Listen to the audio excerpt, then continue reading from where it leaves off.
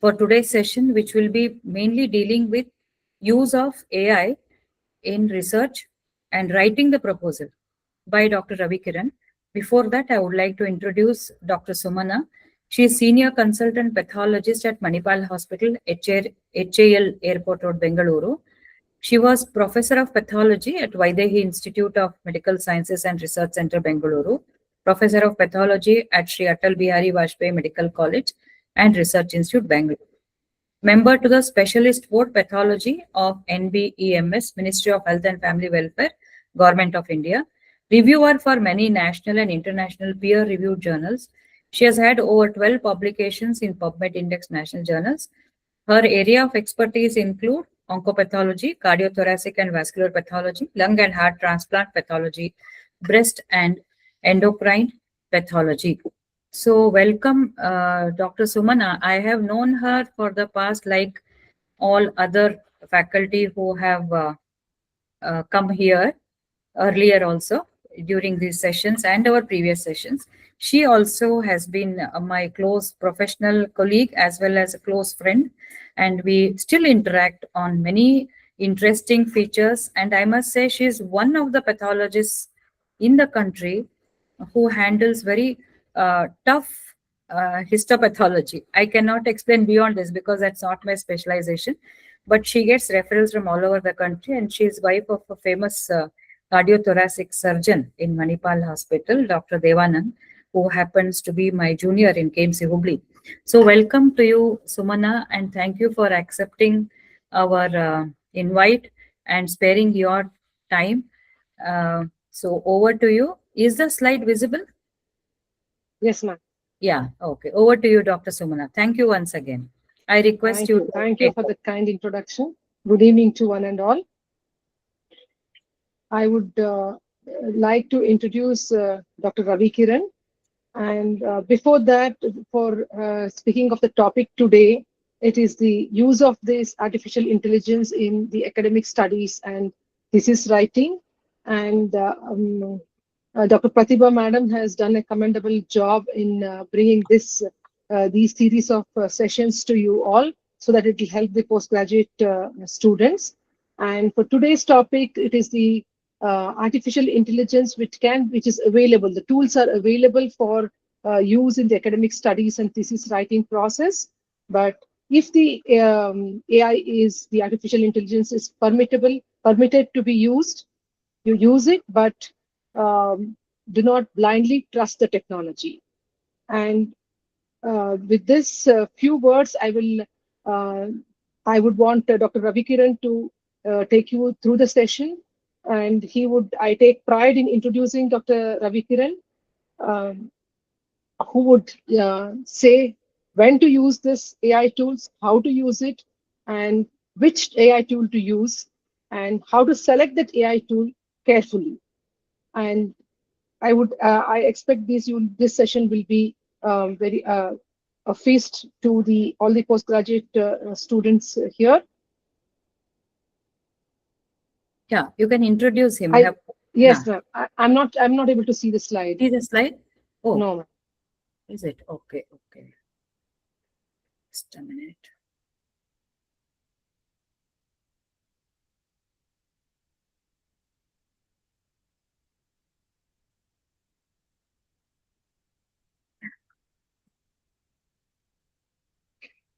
Ravi, I think you should. Are you sharing?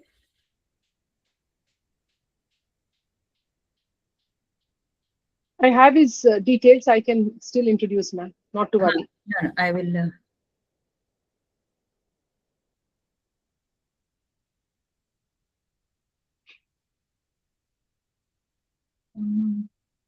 Dr. Ravi is completed his MBBS.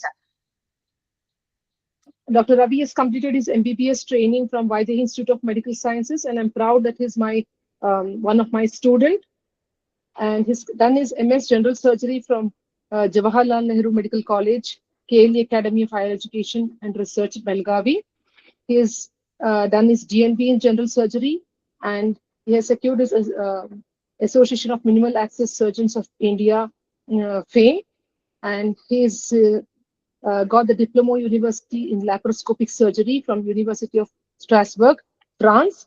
Currently, he is a specialist in laparoscopic and general surgery, and he is associated with Manipal Hospitals, Bangalore.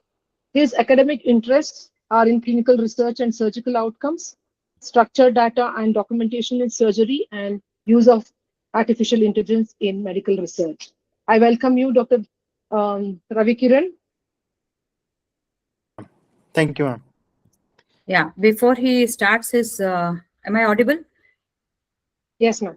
Yeah, before he starts his this thing, Ravi Kiran has been, again, I would take pride in introducing him a little bit. He has been my ICMR student in 2015, and from then on we are in constant touch, and he has been one of the instrumental persons for me to set up my own company, I should say, because we started thinking about this way back in 2019, where we planned something, but it came into existence 2018.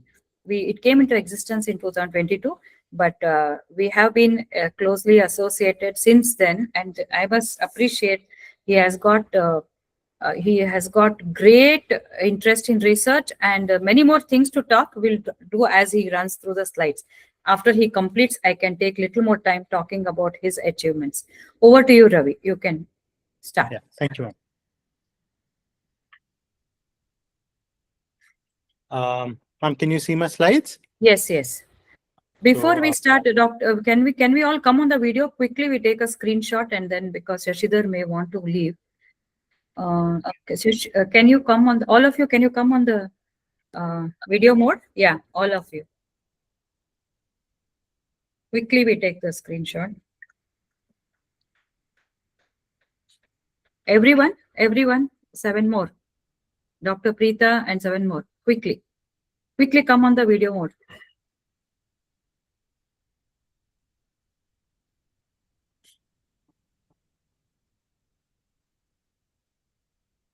Yes. Thank you. You can go ahead. thank you, ma'am. Yeah. You can share. Yes, ma'am. So good evening, everyone. So today I'm going to talk about use of AI for PG dissertation, when to use and when not to use it. So most PG students don't fail their dissertation because they lack knowledge. They fail because they don't know how to use tools properly, most of the time.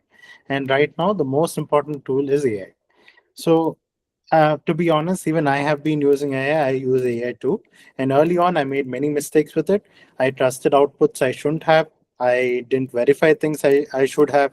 I'm telling you these rules today because today specifically, because I've been on the other side of the learning curve. That's so that's why I'm trying to explain all these things to you. Uh, so what will be covered today? So the AI landscape. So what's out there and how it works, where AI will help. So and I'll show you a few demonstrations of few AI models, AI tools that we can use, and where we are not supposed to use AI or how we are not supposed to use it, and what journals, universities, and NMC require basically in the decision framework. So the AI revolution is already here. That is almost 180 million plus users of ChatGPT are there. More than 75% of researchers now use AI writing tools, and new AI research tools are released every month. So what are your peers right now using? So ChatGPT is the most common, Claude, Gemini, Notebook LM, Mandalay, and Grammarly, and many more. So the question is, will I? So will I use AI? It's not how do I use it wisely and ethically? Okay. So, so without guidance, the use is haphazard. There's risk of academic sanctions, weak foundations, and etc. So with guidance, we'll be able to achieve all these things today. So how AI language models work in plain terms. This is going to be a very short thing about how AI works, following which we'll talk about how we should use it. Okay. So you ask a question. So summarize this paper, refine my research work. Then what does AI do? AI predicts the best words. It's trained on billions of documents. It completes patterns. It does not understand most things most of these models don't understand all of it. What they do is they recognize patterns and arrange words, right? So output looks authoritative, that is, even when it's wrong, the language is fluent and confident. So we must verify it. AI has no way to know if it is wrong because it's only seeing patterns and patterns of words, what words are commonly seen beside what words, and it's giving you an output.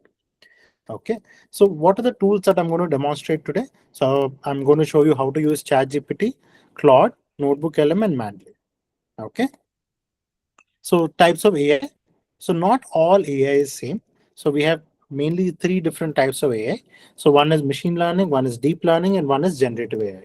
So what is machine learning? It is what will happen, right? It predicts patient outcomes, ICU deterioration alerts, surgical complication risk, readmission models, things like that. So basically it's predicting post-operative complications from pre-op data, things like that, right?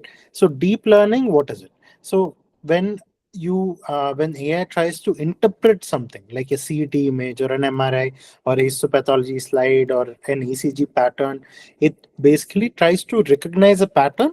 That is deep learning. Okay. So what is generative AI? Generative AI is where it helps you write or polish your words. It summarizes documents. It helps you frame research questions, things like that. Okay.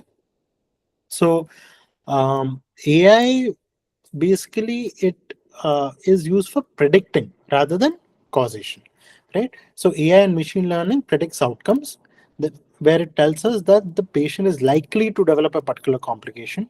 It's based on patterns in the training data and statistical probability. So biostatistics, RCTs, they prove relationship. That is, this drug reduces mortality by 20%, things, and it's based on controlled experiment, and it is based on inference of data. Okay, so treating AI predictions as proof of causation is wrong. That is, it is trying to predict things which are not there. That is, it is trying to find patterns in data. Whereas when you do an RCT or when you use biostatistics to find something, it is actual concrete data where you're finding something. Okay. So now where can AI help us? So let's talk about that. So for so the thing is, um, it can be used for literature discovery, that is to find relevant papers faster than when we do a manual search.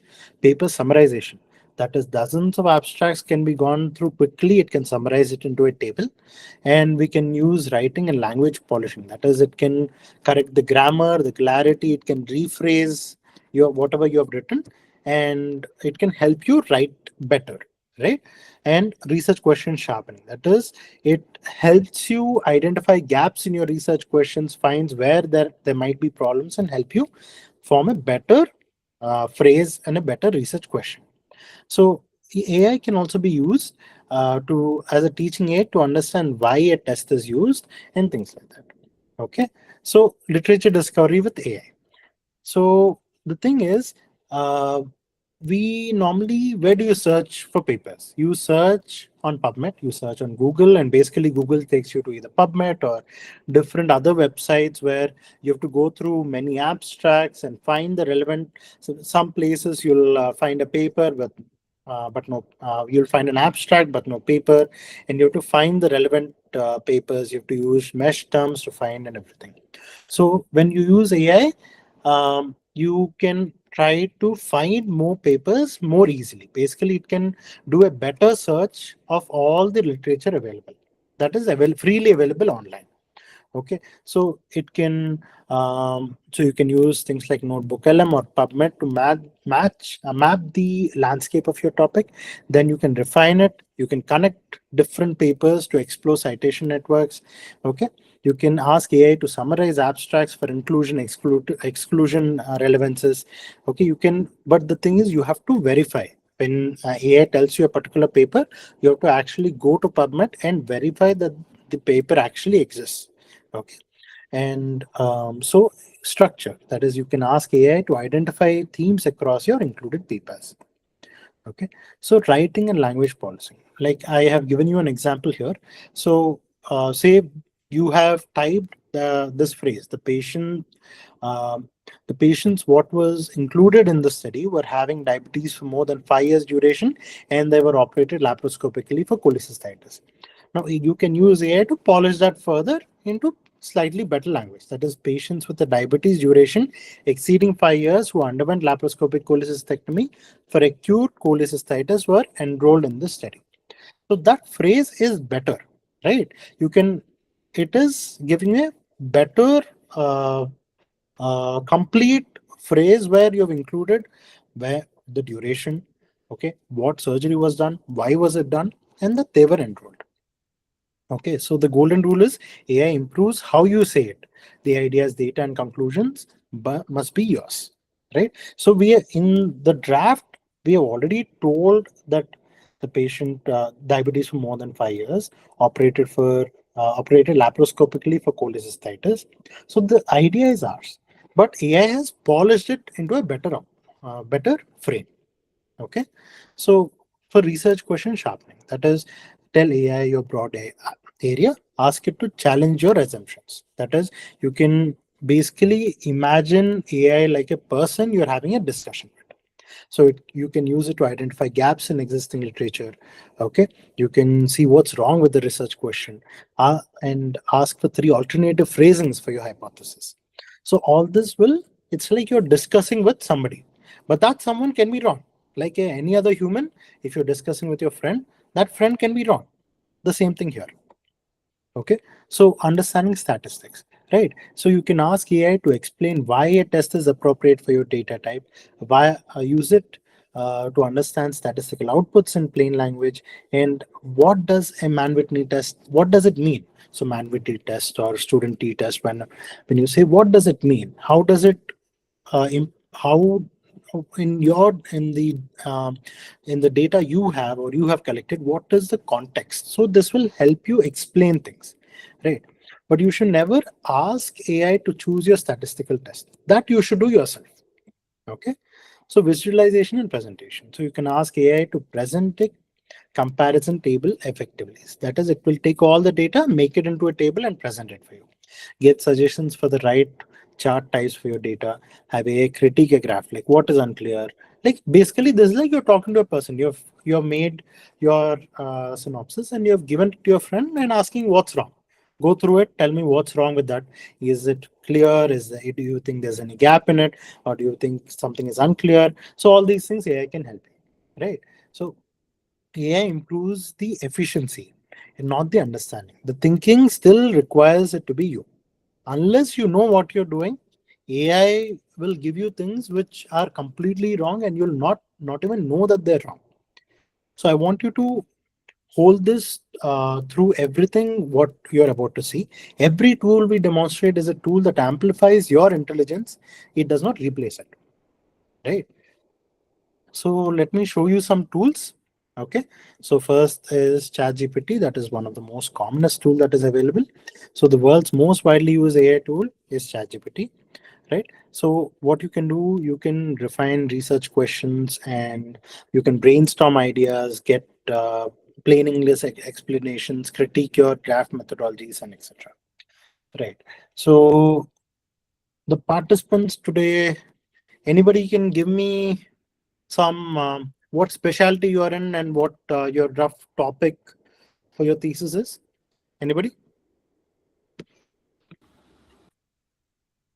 Yeah, open up. I think we had given this exercise now. Choose some topic. Anybody? Just tell me what Just branch you are. randomly. Yeah. Sir, Yeah. sir, my branch is Okay. Not audible, Richa. Yeah. You said your branch is microbiology. microbiology, and my topic, which is like going on, the discussion is still going on, is Just give me a rough topic. Yeah.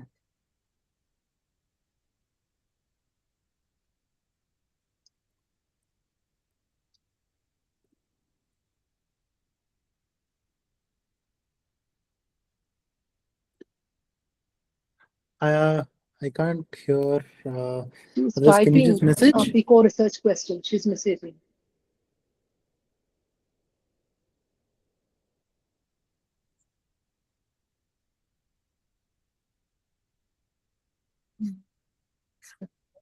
Okay, so let me just say that microbiology, your broad area is, let's say, antibiotic resistance, right?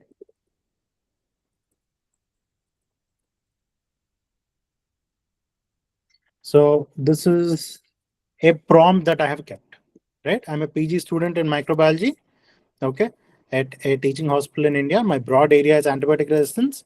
Give me a clear PICO research question, a null and alternate hypothesis, two feasible study designs. So I've asked ChatGPT this. This is the prompt. The prompt you give is very important. So this is what I've typed. Is it visible? Yes, sir. Okay. So let's see what ChatGPT says.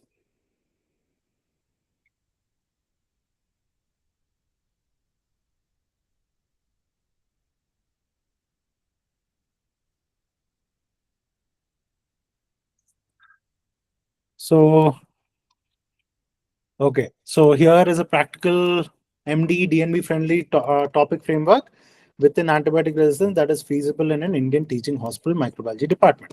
So the clear PICO research question, what did it tell us? So P is population, hospitalized adult patients with culture confirmed E. coli UTI. Okay, it's giving you an example, right? So I is exposure or intervention, prior antibiotic exposure in the last 3 months. C is comparison, that is no prior antibiotic exposure in the last 3 months. O is outcome, isolation of multi-drug resistant E. coli. So it has made a hypothesis for us. Okay, there is no, so null hypothesis is there is no significant association. One between- second, Ravi. Can you please focus on the question, research question, what it has given, starting? Okay, hospitalized patient, adult patients caused by E. coli. Does prior antibiotic exposure in past 3 months compared with no prior antibiotic exposure increase likelihood of isolating MDR strain? All right, please go ahead. So this is the research question that it has created Yes. because we have asked for it, right? So because we only gave it information that we are in microbiology, broad area is antibiotic resistance. So it has found this research question, okay, and so it has given a null hypothesis and an alternate hypothesis, okay, and two feasible study designs, okay, where hospital-based case control study, where, okay, so why is it feasible, main analysis, basically everything that we normally have a discussion about, right? So it has gone through multiple papers in that topic and it has found some gap in literature and it has given it to us.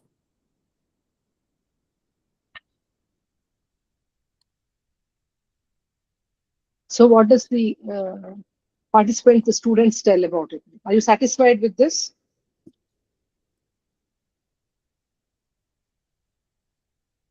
Participants can open Anybody? up.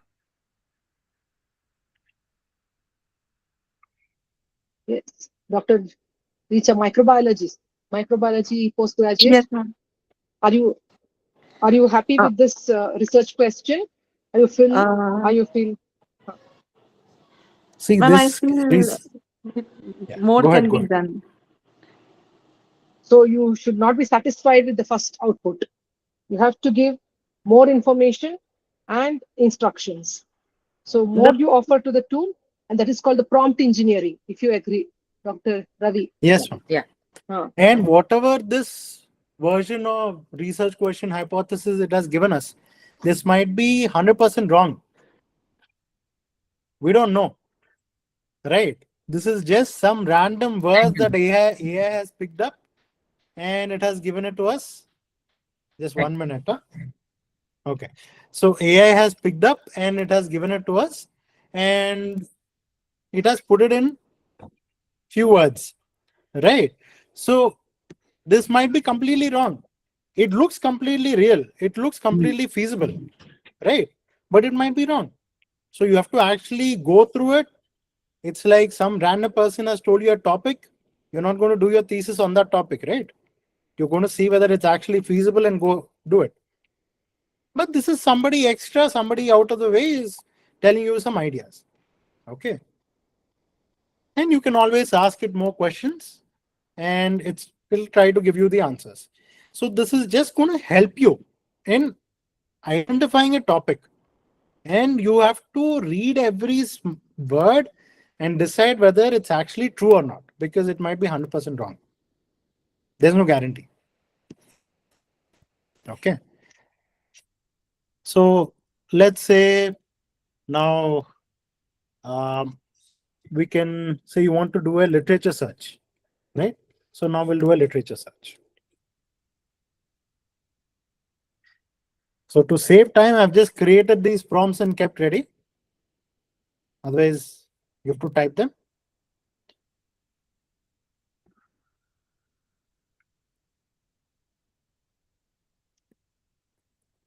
So I'm asking it to find key findings, main controversies, and research gaps in the studies from whatever is above in the last 5 years.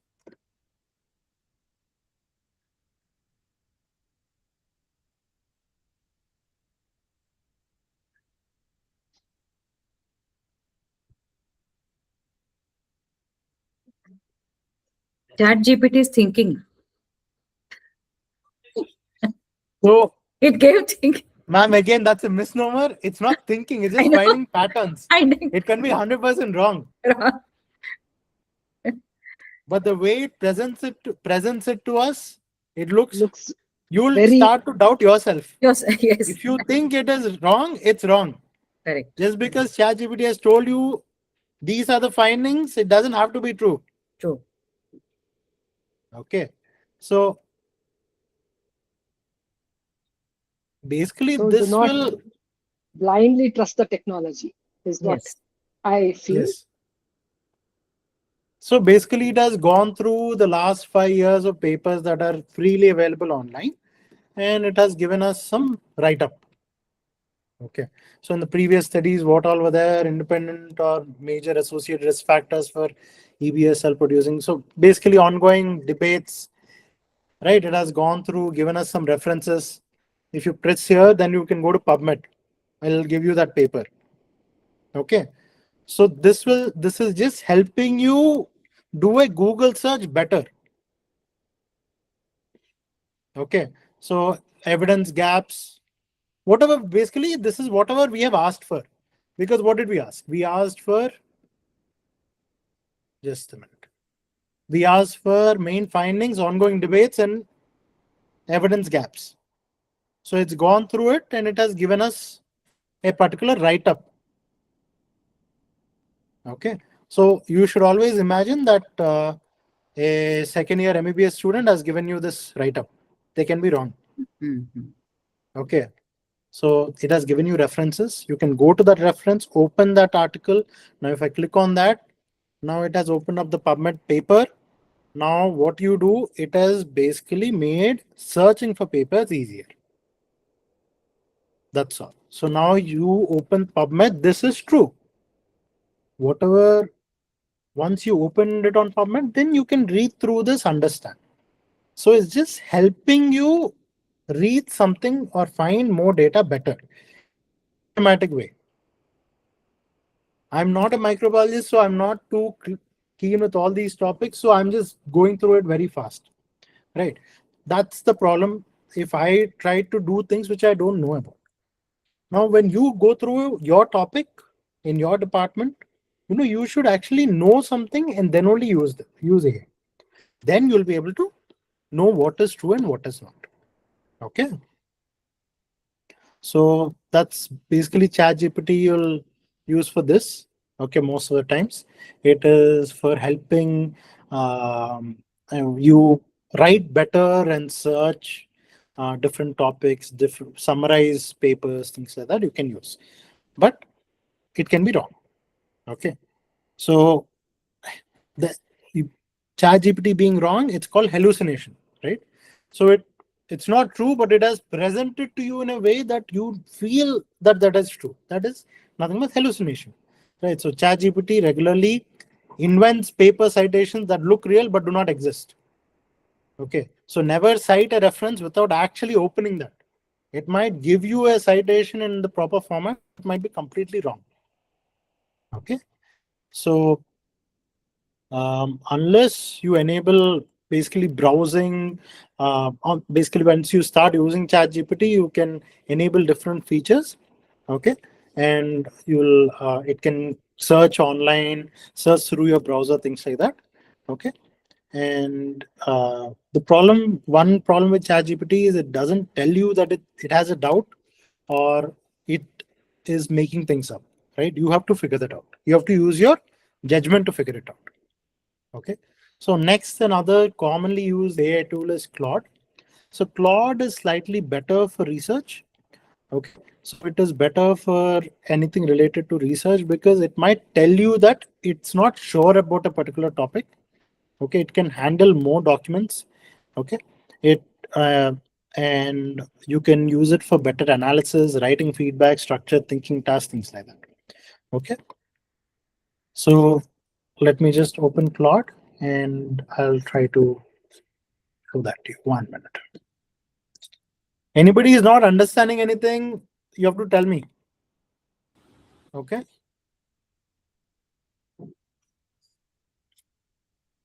If any of you have already started using, you can give your opinions also. How many of you use AI? Anybody? Anybody is using AI? Dr. Preeta, you can share. What do you Chinmay use? is also. Chinmay also. Both of you can. You want them to open up, Ravi? You Yeah. want them to? Yeah, Chinmay, you can share your. She's final year PG today. She will be a panelist. Yeah, Hello, Chinmay, go Dr. ahead. Hi, ma'am. No, I just wanted to answer. Definitely, like Dr. Ravi Kiran has made all the points. So while I was writing my thesis, also definitely when writing the synopsis, also ChatGPT, Perplexity, and Gemini, all of these were very useful. But like he mentioned, we will be the ones who know the most about our topic, since we would have clinical correlation and we'd have more hands-on data than it does. So definitely it helps with the framing, grammatical corrections, and paragraph layouts and what should come afterward, that sort of thing. But ultimately the creativity lies with us. So that was what I understood when I was writing. Did you get any outdated output? Were there instances like that? In some places, yes, ma'am. There were a few references which were not really adding up, but that I kind of made out because it didn't come up when I did a web search or a PubMed search. So definitely that is one thing to watch out for.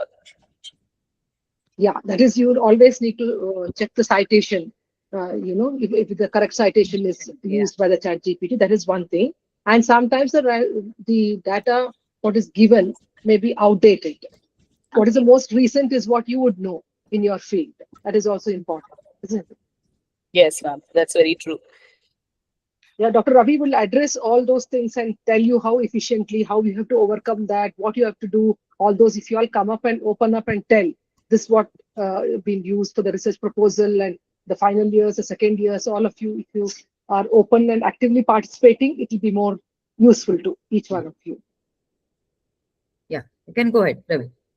So now I have uploaded my synopsis from when I was in PG, right? Whatever synopsis I had. Now I'm asking Claude, so please go through my synopsis. Let me know if there are any logic gaps. Okay. Or let's see what it says. So Claude is slightly better for anything related to research, and for us, Claude might be better because it'll tell you that it's not clear on something, which ChatGPT doesn't. Okay. So I did my PG in 2020. AI was not there. Okay. So now this is the first time I'm also doing this, and it's telling me something. Can we zoom it a little bit? Yes. So, okay, let's see what it says. I've gone through your synopsis. Okay. It's well structured overall, but there are some gaps and suggestions worth addressing. Okay. So it says that my hypothesis is underdeveloped. because I state we hypothesize that adhesions are causing peritoneal pain at the site, but this isn't formally listed as a hypothesis in the objectives. So either frame is okay, or drop the language from the need for study section. Okay. So the PAI's peritoneal adhesion index scoring mentions only 10 regions, but the grading table shows L bowel to bowel.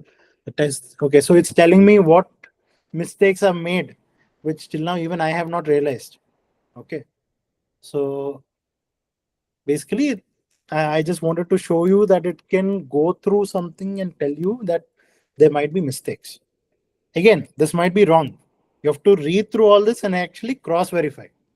It's like you have given this to a friend, they've gone through the document and they've told you this is wrong, that is wrong. I think you should make this change. Again, you use your intelligence, your understanding of the topic, and discuss with your guide, discuss with the other seniors, and then decide whether you actually have to do it or not. Okay. So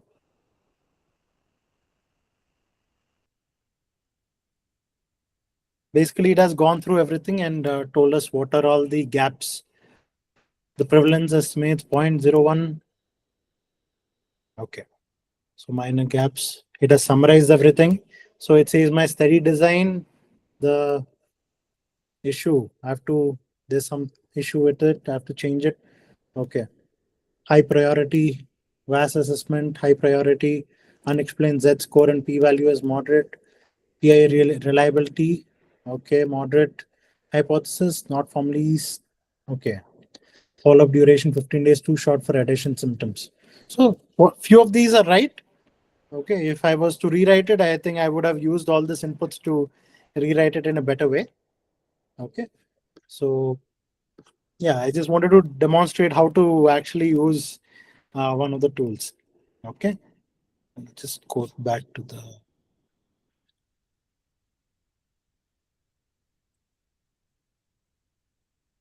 So I think I've shown you both ChatGPT and Claude.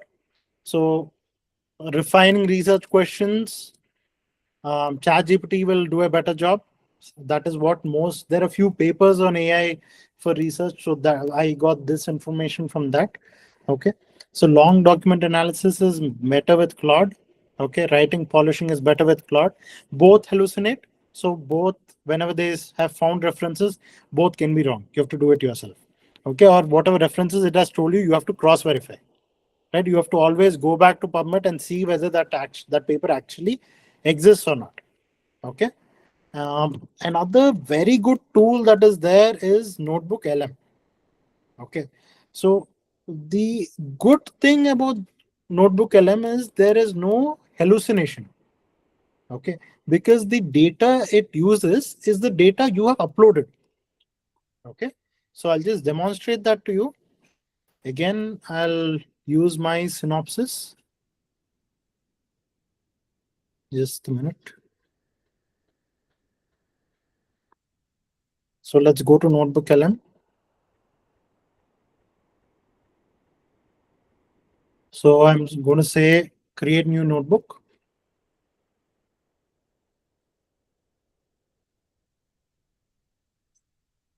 Okay.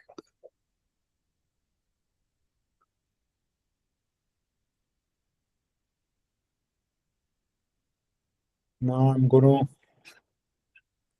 upload my.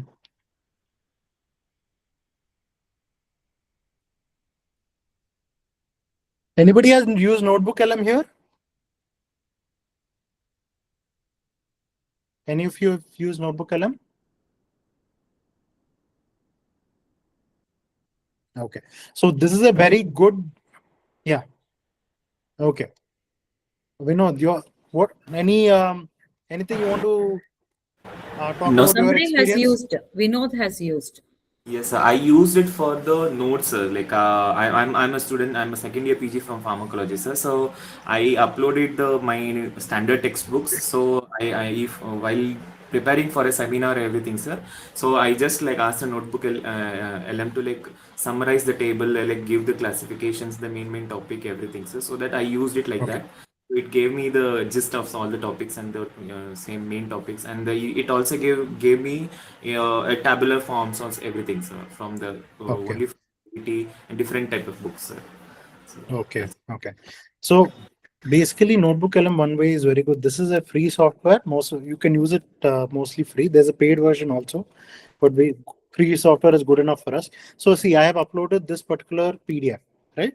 So I am going anything so it's like I can discuss with this book. Now this book is a person. Now this PDF, my synopsis is a person. I can ask it any question, and it's going to answer. And it's going to only answer with whatever data is there in that PDF. So there is no chance of any hallucination. Okay. And it's also, you can make a PPT, you can make a video, you can make an audio podcast. Okay. So it's going to make a podcast like two people are discussing about the topic. Okay. So basically, so whatever now I've asked, how do additions form and impact patient health after surgery? This is a question I've asked. Whatever answer it's giving is from the PDF I have uploaded. Okay, so I am talking to that PDF. So you can upload any PDF or any YouTube video, and basically it's like you're talking to that video or you're talking to that book. Imagine that book as a person and you're talking to the book. It's only going to give you information that's there in that book. It's not going to make up anything new. So basically this is to help you understand topics better. Now, to write your synopsis, to do your thesis, what is important is understanding the topic. So right now I can ask any question to this PDF. If it's there in that, it's going to give me. If it's not there, it's not going to give me anything because it's not there in that PDF. Okay. So let's come back to this after some time. I've asked it to generate an audio overview. I'll show you how that works. Okay. Also, you can make flashcards. Okay. I think I'll zoom in a bit. You can make a video. You can make slides. There's something called mind map, right? I think it'll take some time to do all that. Okay. So basically, you can ask it any question you want, and you're asking that one particular document. So that's the brilliant thing about Notebook. Okay. That basically, okay. So I think the mind map is ready. So see, so it's created something called a mind map. Can you see this? So general information, need for study, objectives, methodology, tools and screening, statistics. If I click on general instructions, it is 1 minute. So it's basically whatever information I've kept. Need for the study, from the need for study that I have written in my synopsis. So it says common cause of small bowel adhesion, obstruction is 75%, random formation after abdominal surgery, difficult diagnosis by imaging labs, risk of emotional distress and misdiagnosis. So that's why I had to do that. That was the need for my study. These were the main points. So if I click on objectives, am I moving this too fast?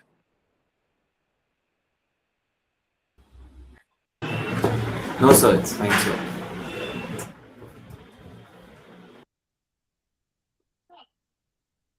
Okay, so this is basically whatever I had written in my PDF, right? My synopsis. It has broken it down into a mind map. That is a flowchart, a logical flowchart. So methodology, study design, sample population, inclusion, exclusion criteria.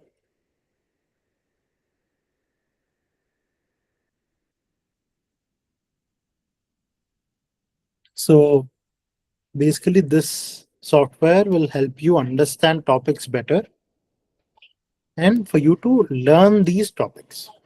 This per se, where you cannot use it to make your synopsis, but for you to understand a particular topic better, this is very useful. Okay. Just see. Okay, so it has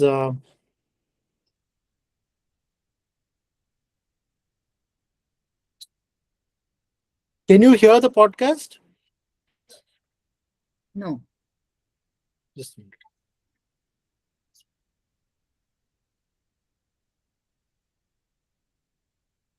Okay. Can you hear? No. No. Okay.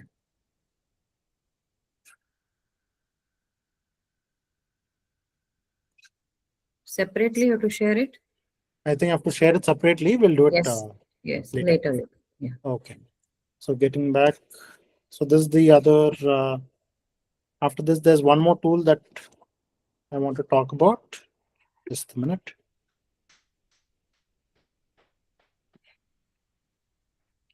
So Notebook LM, we have basically this is what I've told you. Next one is Mandalay. This is also a software that's very helpful. You can start using it from the time of your synopsis writing into writing of your thesis. Basically, this will help you cite different articles better. Okay, so I'll just show you how it works. This is the last one of the last ones I'll show you. Just 1 minute.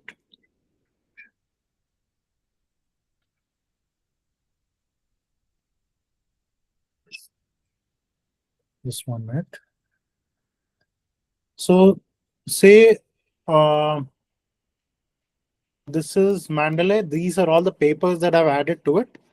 Okay, you can say add reference. You can upload a PDF of the paper, or you can upload it manually, or find something. If you find a paper, you can add a basically a tool in your browser to add it to your Mandalay list. Okay, so once you add all those papers to your list, it basically looks like this here.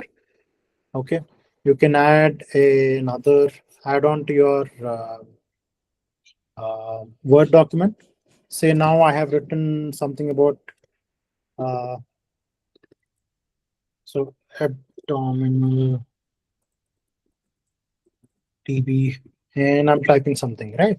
So imagine you have typed your something in your synopsis. Now I have to give it a reference. Okay, I can just add the reference, insert citation, and then it says 1. Right now I'm typing something else. Something. Okay. So I'm going to add another citation. Okay, this is the paper. I'm going to add the citation. It's going to do it itself. Now at the end, whenever I want the references, okay. So here you can decide which style you want, whether it's Vancouver style or what style you want. Okay. Now if I say insert bibliography,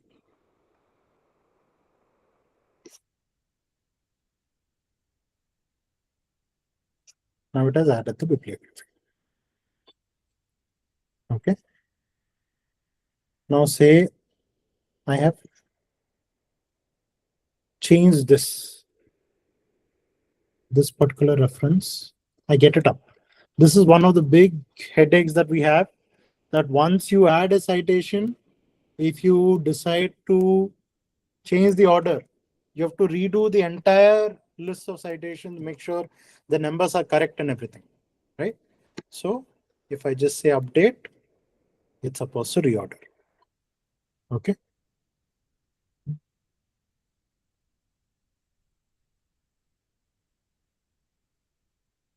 Okay, I think.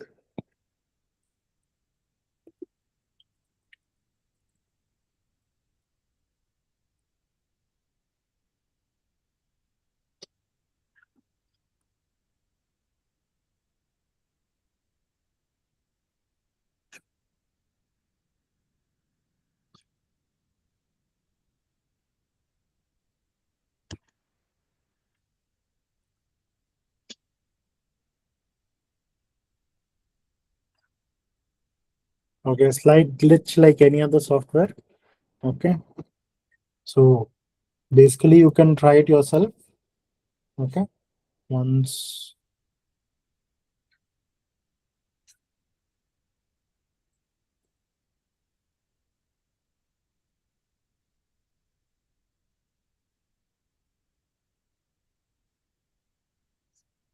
Yeah, you wanted to, Vinod?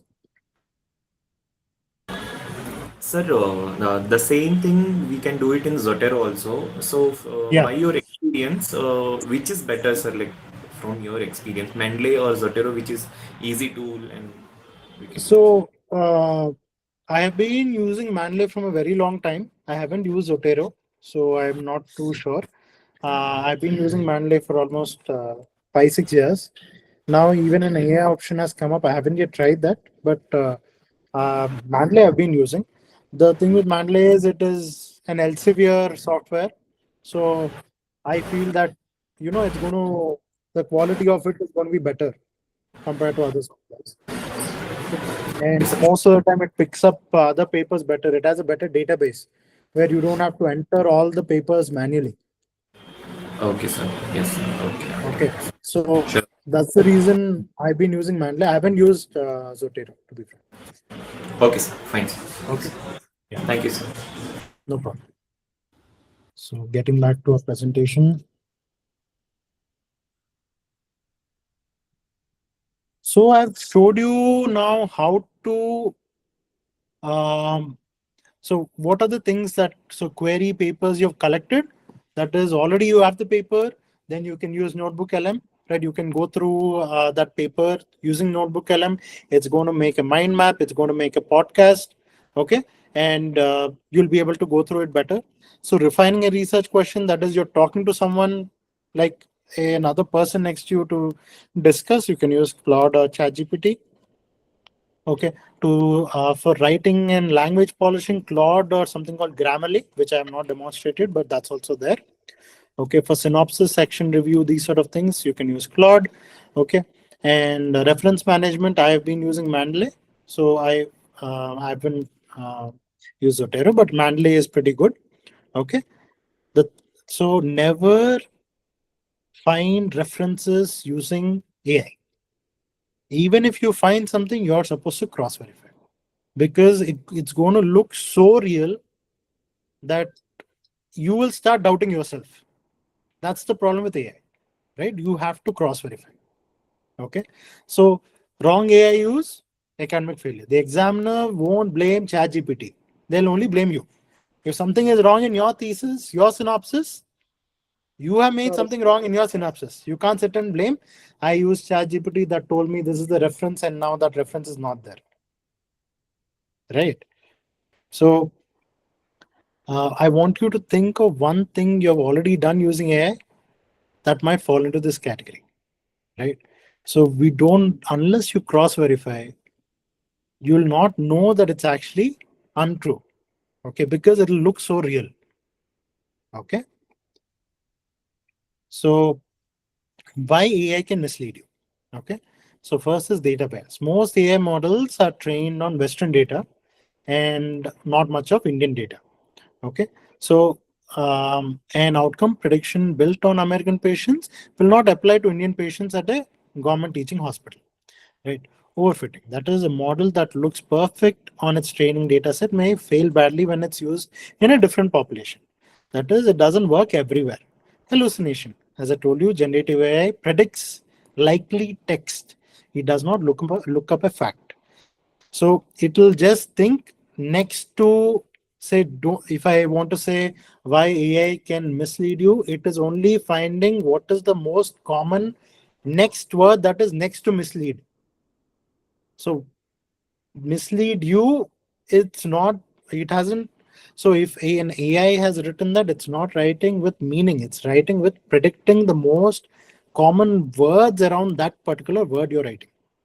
Okay, so that's why there can be a context mismatch, and obviously no accountability. You can't go back and say I used ChatGPT or Claude that has given me this.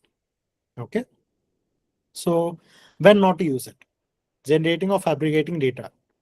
Obviously, you're supposed to find your own data. You're supposed to find the patients, search, collect the data. You're not supposed to use AI to fabricate. Okay. Obviously, you're not supposed to fabricate it manually also, or using data or using AI. Okay.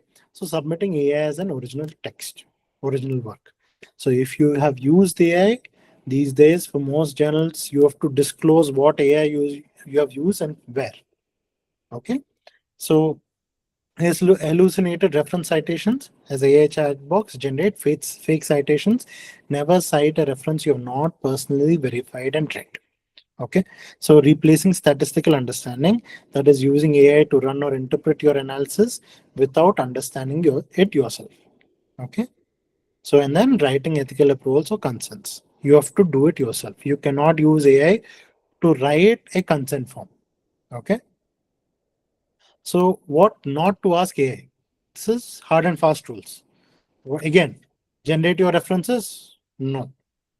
Choose your statistical test? No. That you have to decide with the help of a statistician. You have to decide. Write your result section? No. It cannot do intellectual work, right? Interpreting data is your intellectual work. You have to understand what data you have collected and you have to write it yourself. Delegating it to is fraud. Okay, so copy paste AI as your methodology. No, you should do it yourself. Use AI without disclosure. Okay, so what is hallucination? So when an AI language model, that is like ChatGPT or Claude, it generates something that is factually incorrect but presents with complete confidence. Now look at this. This particular reference looks completely normal. It it has the author's names, it has a title, it has a journal, it has everything, page numbers, DOI, everything. But if you actually search this, it doesn't exist, right? But if you look at this in the data that it has generated, it looks completely normal, right? So you should be very careful. And another thing is, if you use AI, everybody will know that you have used AI. There are so many tools that will detect AI in a with 100% accuracy. Okay, I'll demonstrate you one tool, that is GPT-0. Okay, right now most universities use Turnitin or I Authenticate to go through the manuscripts that you have submitted. Okay, the thesis you have submitted or your synopsis for detecting AI and also for plagiarism checks. Okay, so I'll just demonstrate how it looks.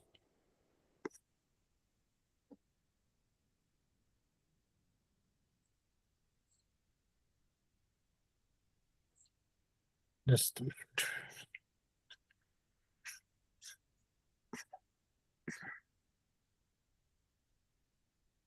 Now let's take something that we know is generated by AI. So can you see? Can you see my screen?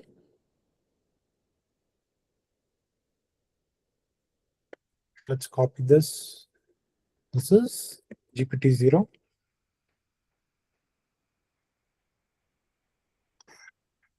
So it has detected that this is generated by AI, 100% AI.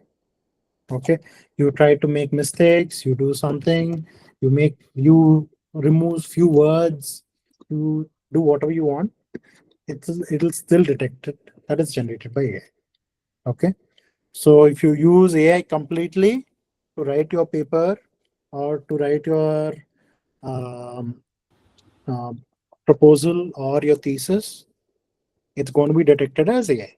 You have to write it yourself. AI tools are basically to help you do this particular job in an easier and more systematic way, and to help you like a friend, not replace you.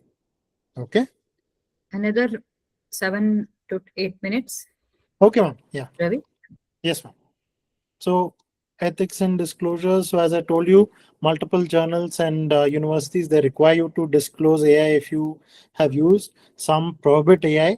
Okay. And you should be careful and check with whatever institution you are in. Okay.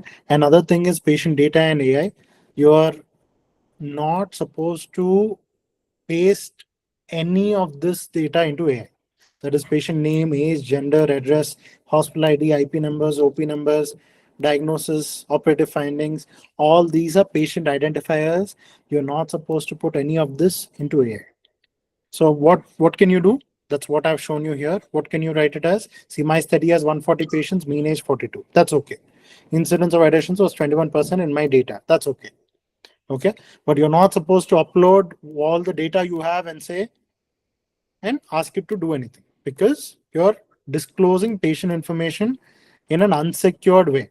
Okay, that is against all the data protection rules. Okay. Um, so I think we have talked about all this. So as a surgeon, see, I'll just explain this to you from my perspective.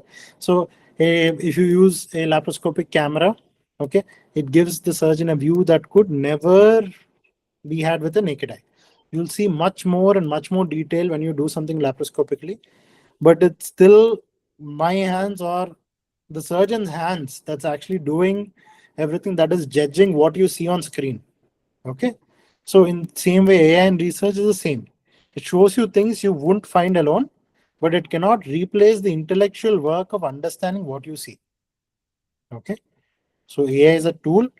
It just amplifies your capability, right? Judgment is yours. You have to use your thinking and clinical judgment to do all these tasks. Okay. So this is just a repeat of everything.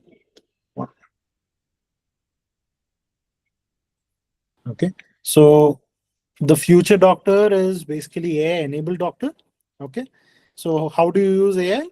To find evidence faster, write clearer protocols, understand statistics, not do statistical analysis, to understand statistics, right?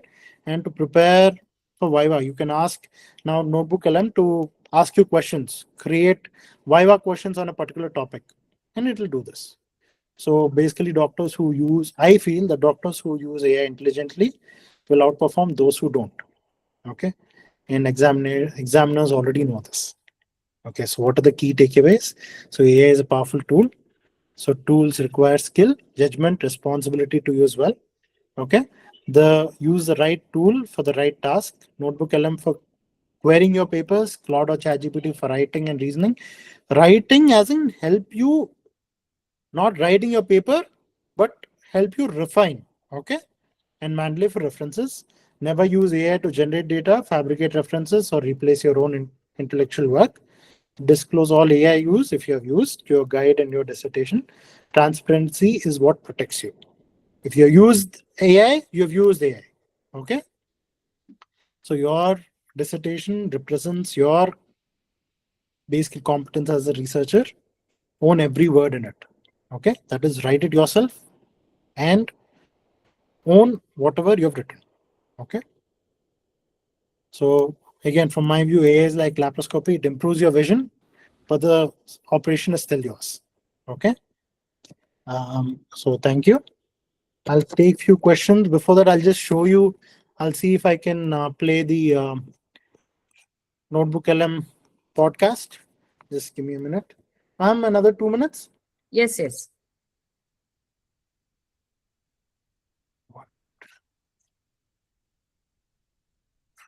So until Dr. Ravi gets on to his on the video, so he has taken us through the process of these AI tools, the judicial use of it, how to use, when to use, which tool to be used, is what he has turned in a very systematic and meticulous way, organized his presentation.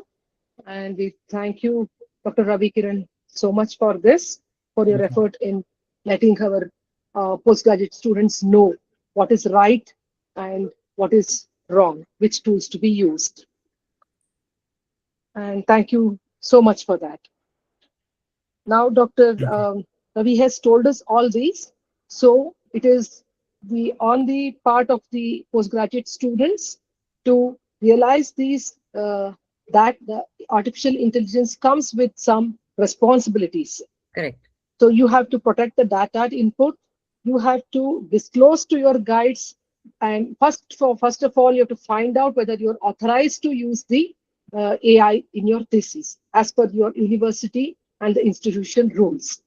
And further, once you're authorized to use, then it comes with responsibilities. So you have to protect the data, and then you have to reveal that you have in which part of the thesis, in what way the AI being is used has to be documented. That is very important. Also, you have to find out how much of percentage of AI can be used, how much it should not exceed, or how much. Okay, on to you, Dr. Ravi. Yes, we're ready. So I'm just going to play the podcast that AI has created. Okay. Internal organs suddenly got wrapped.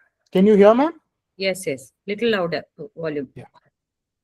So imagine your internal organs suddenly got wrapped in So this basically. double-sided sticky tape. Yeah. Okay. Normally, naturally slippery, gliding effortlessly past each other as you go about your day. Yeah. But this stick basically locks everything in place. Welcome to the deep dive. Today, our mission is to unpack a medical study synopsis from Jawaharlal Nehru Medical College. We're looking at a really painful, hidden medical mystery, finally mapping them out. The scale of this sticky tape problem is staggering, honestly, and they don't just form random. So basically, it has created 10 minutes of a podcast. What's the source? Because it said The Jane synopsis I've uploaded. Synopsis. Okay. Dr. Ravi's Acha. synopsis. It is. Synopsis. Podcast is generated based on your synopsis. Based on my Okay. synopsis. So I can listen to books, I can listen to anything I've uploaded on Notebook LM. Okay. So basically it's a Okay. 10-minute podcast where two people are discussing. Significant handling. Right, Okay. that makes In fact, one retrospective cohort study we looked at showed that utilizing laparoscopy reduces adhesion-related readmissions by 32% compared to open surgery. Okay, so laparoscopy gets the camera in there safely. But just seeing a messy web of scar tissue isn't enough for a rigorous clinical study. No, they need an objective metric. Right, they're basically conducting a highly structured property damage inspection for your. So that's, I think, the review of literature part that they're Review of discussing. literature. Yes. Very interesting. Okay. So Notebook LM that way is very good. You can use it because it's not going to hallucinate and it's going to use whatever you have uploaded. It's like your study partner. So it'll make a PPT, it'll make a video, it'll make a mind map. Mind maps are very useful when you are trying to read. It's like to formulate your thoughts. And so I think all of you can try to use all these and explore. Yeah, thank you. Yeah. Any questions from the participants? Very interesting, as Dr. Sumana put it. Very interesting. And once we start working on that, I think we will have more understanding. Right. So this has been a Yes, very ma'am. good sensitization session, and recordings will be shared with all of you. Yeah. Any questions you have? Yes. Rita. Yes, please. So thank you, sir, for giving this knowledge about all AI and their usage. We hope it is very useful for us, definitely. As a beginner, as entering into the PG, I'm a first year PG, still not yet started with my research works and things. So first to know the knowledge, we should know, we should test ourselves. So for testing our knowledge, like regarding answering MCQs or to generate a question bank for us, which AI can be helpful, which we can actually rely on it. Can we use notebook? Notebook LM. Okay. Yeah, yeah. Okay. So here, I'll just share my screen again.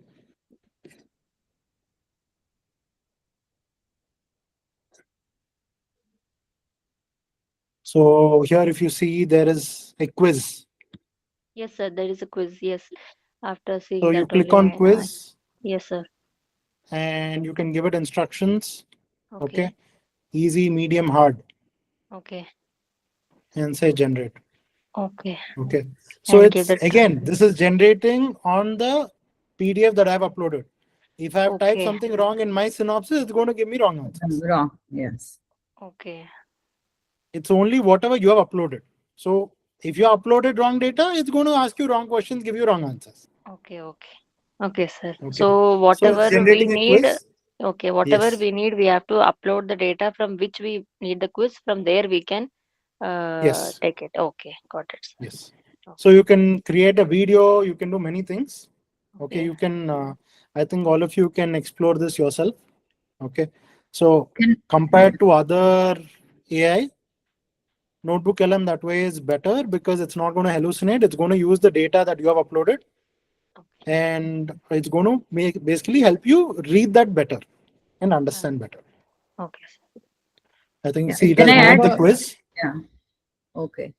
So it has made a quiz. Hmm. According to the source material, what percentage of acute small bowel obstruction are attributed to post-operative adhesions? So it has made a quiz. I think it was 75%. So I'll click on that. See. Okay, sir. Ravi, I just want to add for multiple choice questions, as he has rightly said, one is uploading the data and verification and validation. Usually we should, yeah, especially in the medical education, you can validate with 2-3 faculty, the answers also, most Yes. appropriate answers, that can be done, but definitely it saves so much of time. Yeah, once you have read a chapter and you want to know how well you remember it, you can upload the chapter and ask for the Yes, exactly, MCQs exactly. pre-prepared. Okay, Yes. okay, thank you. Self-learning. Yes, self-learning. Any other Thank you, sir. questions? Yeah. Anybody else has any question?